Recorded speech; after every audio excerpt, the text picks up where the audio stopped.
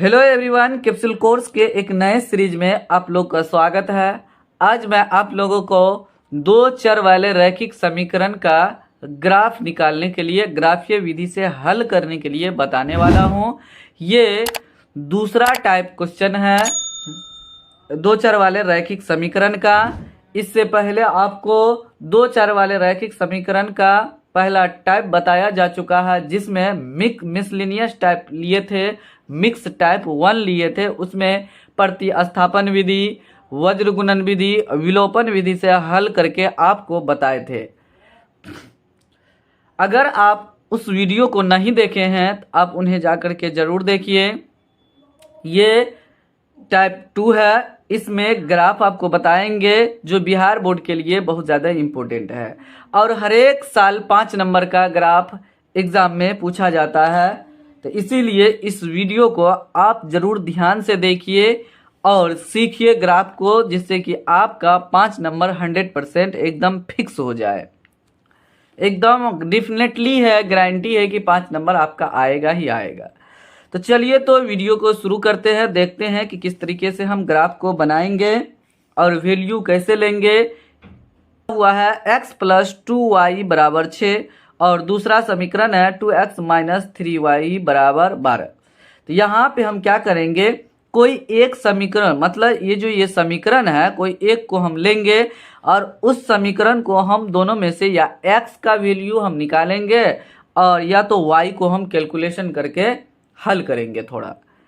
और उसके बाद जो यहाँ पे है तो कुछ बड़ा टर्म आ जाएगा और एक छोटा टर्म आ जाएगा। तो बड़ा वाला टर्म में हम क्या करेंगे, कुछ वैल्यू रखेंगे, वहाँ पे अपने मन से पुट करेंगे। अब वैल्यू को ध्यान देना है, आप कुछ भी रख सकते हैं, पूर्णांक संख्या ही रखना है आपको, इसमें बेहतर रहेगा। वैसे भिन्न वाला संख्या भी हम रख सकते हैं, कोई दिक्कत नहीं है, लेकिन पूर्णांक संख्या रखेंगे तो अच्छा रहेगा। पूर्णांक धनात्मक या ऋणात्मक दोनों में से कोई संख्या यहाँ पे रखेंगे। मतलब ये कैलकुलेशन को हमको ये आसान बनाना है, न कि भारी बनाना है। तो यहाँ ध्यान देना है आपको, और ये भी ध्यान रखना है कि आपका ये जो है वैल्यू बड़ा ना हो। अब इतना बड़ा ना हो जाए कि ग्राफ पेपर से बाहर हो जाएगा, तो फिर नहीं बनेगा, दिक्कत हो जाएगी। ग्राफ पेपर इतना ही बड़ा है और एग्जाम में भी इतना ही बड़ा दिया हुआ रहेगा। चलिए तो हम इसको x + 2y = 6 को पहले थोड़ा सोल्यूशन कर लेते हैं। तो x + 2y = 6 दिया हुआ है, तो x बराबर हो जाएगा 6 - 2y, यहाँ पे हम लिख दिए। उसके बाद हम क्या करेंगे, इसके लिए हम एक टेबल यहाँ पे बना लेते हैं, x का y का घर बनाते हैं, यहाँ पे टेबल ड्रॉ कर लेते हैं। यहाँ टेबल ड्रॉ कर चुके हैं। इसमें हम क्या करेंगे, इस बॉक्स में x लिख देंगे, इस बॉक्स में y लिखेंगे, इसमें x, y लिखेंगे। कोऑर्डिनेट भी साथ साथ लिखते जाएंगे तो अच्छा रहेगा। चलिए यहाँ पे हम क्या करेंगे, बड़ा वाला टर्म में y है तो y का वैल्यू हम क्या करेंगे, पुट करेंगे तो, और उसके बाद जो सोल्यूशन करेंगे तो वो x का वैल्यू हो जाएगा।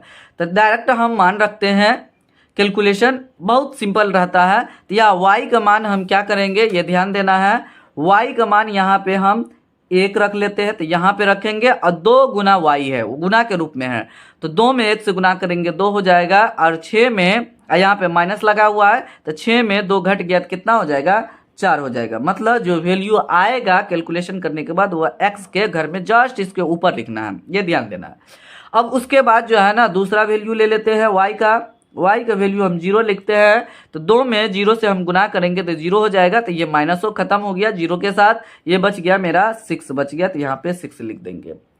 अब y का वैल्यू हम क्या करते हैं, 2 ले लेते हैं। यहाँ देखिए 2 को इस 2 से गुना करेंगे, ये गुना के रूप में है, आपको बता चुके हैं।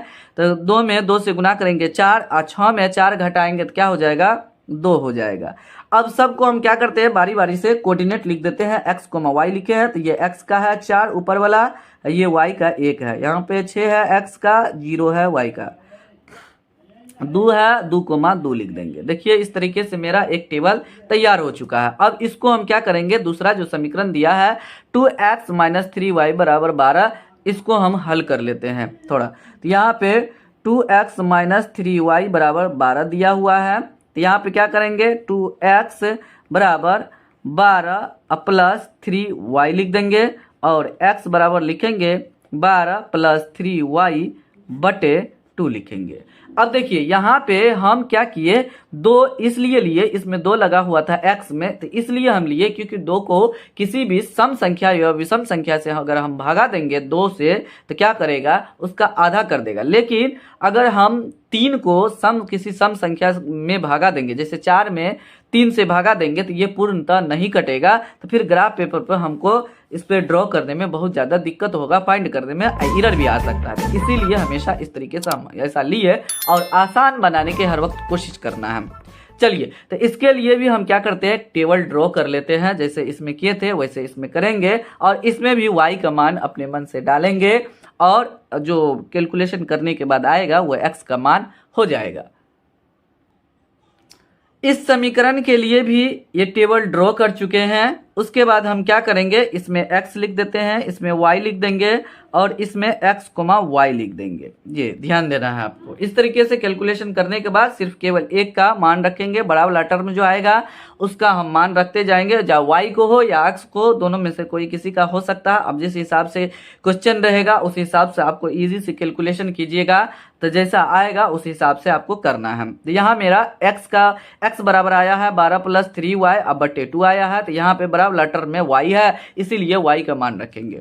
चलिए, तो y का मान हम क्या करते हैं, -2 रखते हैं। तो क्या हो जाएगा, 3 में y में मान क्या रखे हैं, -2 रखे हैं, तो 3 में -2 से गुना करेंगे तो क्या हो जाएगा, -6 हो जाएगा। तो ई प्लस को माइनस कर देगा, तो 12 में से 6 घटा देंगे तो कितना हो जाएगा, 6 हो जाएगा। 6 में 2 से भागा देंगे तो कितना होगा, 3 हो जाएगा। तो इसके जस्ट ऊपर वाला बॉक्स में इसमें हम क्या करेंगे, रख देंगे, जिसके सामने में यहाँ पे लेफ्ट से x है। तो इसी वाला घर में हम, ये x का बॉक्स है और ये y का बॉक्स है, तो जो घर में हम बॉक्स में x y का वैल्यू रखेंगे उसके जस्ट ऊपर x का वैल्यू हम रखेंगे, जो फाइंड करके आएगा यहाँ पे। अब हम क्या करते हैं, y का मान हम 0 ले लेते हैं। तो y का मान हम 0 लिए, तो 3 को 0 से गुना करेंगे तो 0 हो जाएगा। तो ये वाला यहाँ से यहाँ तक टर्म खत्म हो गया प्लस के साथ, बचा 12, 12 में 2 से भागा देंगे तो कितना हो जाएगा, 6 हो जाएगा। हो गया। एक और ले लेते हैं हम, y का मान हम क्या करते हैं, -4 ले लेते हैं। यहाँ ध्यान देना है, -4 लेंगे तो क्या होगा, -4 को 3 से गुना कर देंगे तो क्या हो जाएगा, -12, ये प्लस का माइनस हो जाएगा, 12 में 12 घटा देंगे तो क्या कितना हो जाएगा, 0 हो जाएगा। तो क्या करेगा, 0 में 2 से भागा देंगे तो कितना हो जाएगा, 0 हो जाएगा। इस तरीके से हो गया। आप कोऑर्डिनेट लिख देते हैं, 3, -2 हो गया, इसके बाद 6, 0 हो गया, उसके बाद 0, -4 हो गया। उसके बाद हम क्या करते हैं, अब ये जो है ना इसका टेबल ये समाप्त हो गया। अब उसके बाद यहाँ पे हम क्या करते हैं, यहाँ पे x एक्सिस और y एक्सिस ले लेते हैं। यहाँ पे x एक्सिस और y एक्सिस ड्रॉ कर लिए हैं। तो यहाँ पे क्या होगा, दोनों आपस में यहाँ पे इंटरसेक्ट किया, मतलब प्रतिच्छेद किया। तो इस प्रतिच्छेद बिंदु को हम क्या करते हैं, 0 नाम देते हैं, क्योंकि वहाँ पे मूल बिंदु यहीं से शुरू होता है। इधर से राइट साइड प्लस रहता है x पे और ऊपर प्लस रहेगा, और लेफ्ट साइड माइनस एक्सिस का और नीचे माइनस होता है। तो यहाँ पे हम क्या करते हैं, लिख लेते हैं, ठीक है। तो ये जो प्रतिच्छेद बिंदु है जहां पर 0 लिखे हैं, उसके दाहिना साइड x एक्सिस पे दाहिना साइड धनात्मक संख्या को लिखेंगे, प्लस वाला। तो 1 हो जाएगा। यहाँ से यहाँ एक थोड़ा मोटा लाइन होगा तो यहाँ पे 1 लिखेंगे, उससे अगला मोटा लाइन पे 2 लिखेंगे। यहाँ पे इस तरीके से लिखते जाना है, 3, 4, 5, 6, 7 लिख दिए। तो यहाँ पे देख लेंगे कि मैक्सिमम x का धनात्मक कहाँ तक, 6 तक है, तो 7 तक हम लिख दिए। और ऋणात्मक में -1 यहाँ पे लिखेंगे, यहाँ पे -2 हो जाएगा, इस पे हो जाएगा -3 रहेगा, इस पे -4 रहेगा, इस पे -5 लिख देंगे। ज़्यादा x का ऋणात्मक में नहीं था तो मतलब लिख दिए। उसके बाद धनात्मक में y का लिखिए, मतलब कि मूल बिंदु से ऊपर धनात्मक संख्या रहेगा। तो 1, ये 2 और ये हो जाएगा 3, ये हो जाएगा 4, ये हो जाएगा 5। इस तरीके से हम लिख दिए। उसके बाद नीचे लिखिए, ये ऋणात्मक तो -1, -2, -3, -4 और -5।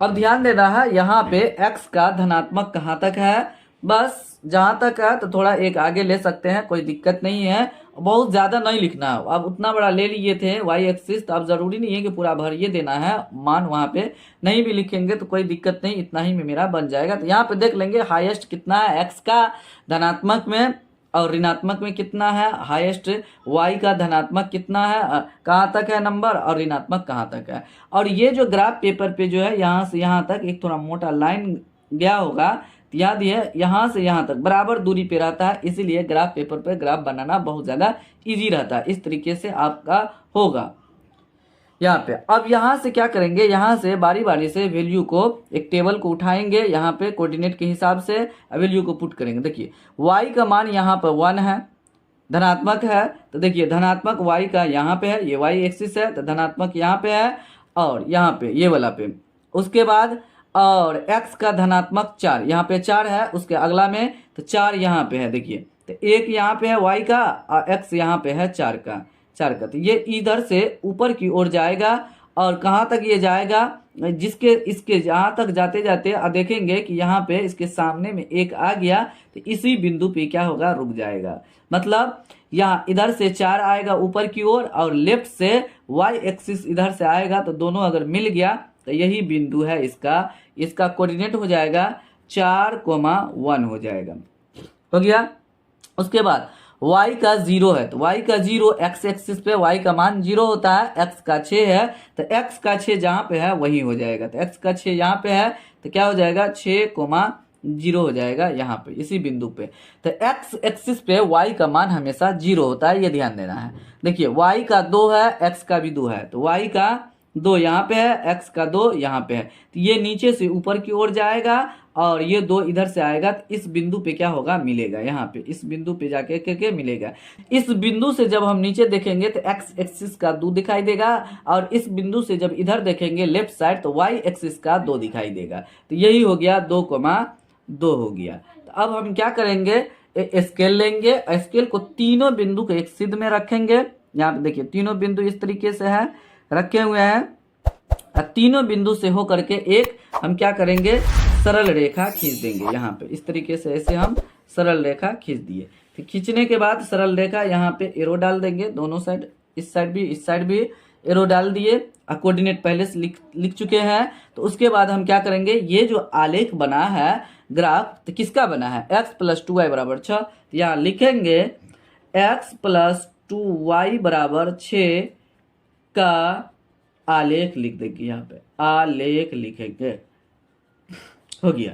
तो ये जो समीकरण था x + 2y = 6, इसका आलेख हो चुका है। अब इसका हम क्या करेंगे, ये जो टेबल है 2x - 3y = 12 का जो ये टेबल तैयार किए हैं, तो इसका वैल्यू रख करके बारी बारी से हम क्या करेंगे, इसी तरीके से ग्राफ ड्रॉ कर लेंगे हम यहाँ पे। तो चलिए, तो y का मान क्या है, -2 है, तो y का मान -2 यहाँ पे है, x का मान 3 यहाँ पे है। तो ये -2 जो है y का मान, ये इधर से इधर जाएगा, x का वैल्यू इधर से इधर आएगा। तो इस बिंदु पे दोनों आपस में क्या होगा, मिल जाएगा। इस बिंदु से ऊपर की ओर जाएंगे तो x एक्सिस का जो ये मान है वो मिलेगा।